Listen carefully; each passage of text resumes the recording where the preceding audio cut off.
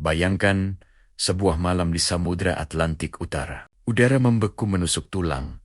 Laut begitu tenang, seakan tidur tanpa gelombang. Di tengah keheningan itu, berdirilah sebuah kapal raksasa, RMS Titanic.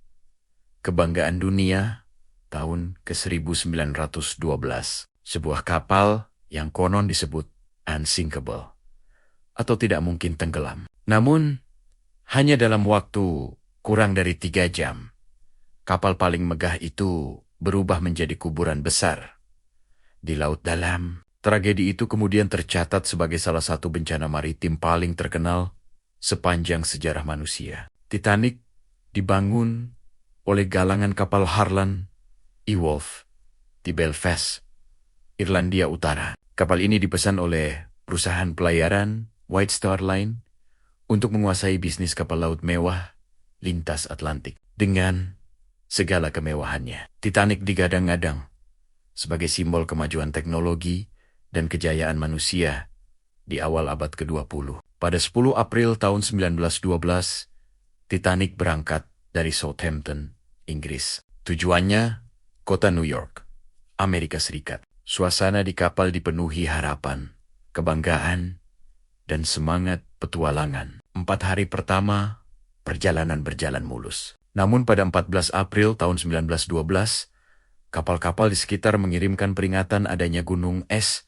di jalur pelayaran. Titanic menerima setidaknya 6 peringatan, tetapi beberapa di antaranya diabaikan. Pada jam 23:40, pengamat di menara melihat bayangan besar sebuah gunung as tepat di jalur Titanic. Iceberg.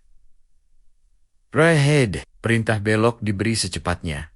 Namun, Titanic terlalu besar untuk bermanuver cepat. Akhirnya, sisi kanan kapal menghantam gunung es, mengoyak pelat besi, dan membuka 5 kompartemen kedap air. Padahal Titanic hanya dirancang bertahan jika 4 kompartemen terendam air. Air laut dingin mulai masuk. Kapten Edward Smith memerintahkan penyelidikan. Ketika insinyur utama melaporkan kerusakan fatal, kapten hanya bisa berucap, Titanic akan tenggelam. Titanic hanya membawa 20 sekoci, cukup untuk sekitar 1.178 orang. Sementara jumlah jiwa di kapal lebih dari ke-2.200. Lebih tragis lagi, banyak sekoci diturunkan setengah kosong. Ketika air masuk semakin banyak, suasana berubah menjadi kacau. Di tengah kekacauan itu, band Titanic terus memainkan musik.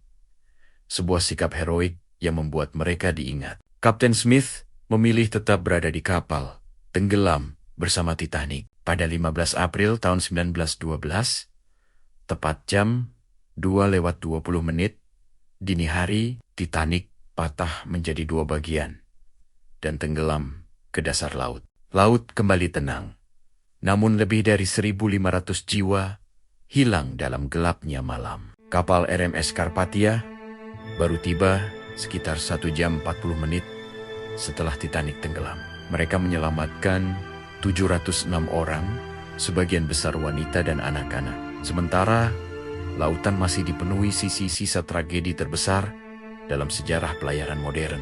Tragedi Titanic membuat dunia menyadari bahwa kesombongan terhadap teknologi bisa berakibat fatal.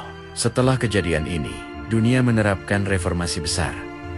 Kapal diwajibkan membawa sekoci, cukup untuk semua penumpang. Sistem komunikasi radio 24 jam penuh. Jalur pelayaran dijaga ketat dari gunung es. Dan standar keamanan kapal diperketat. Titanic tenggelam, namun membawa pelajaran penting bagi dunia maritim. Selama puluhan tahun, bangkai Titanic tidak ditemukan. Baru pada 1985, ekspedisi yang dipimpin Robert Ballard menemukan kapal itu di dasar laut. Kapal itu ditemukan sudah terbelah 2, tertutup lumpur, namun tetap menjadi monumen bisu tragedi manusia. Titanic bukan sekadar kapal. Ia adalah simbol ambisi manusia, keangkuhan teknologi, dan rentannya kehidupan di tengah alam.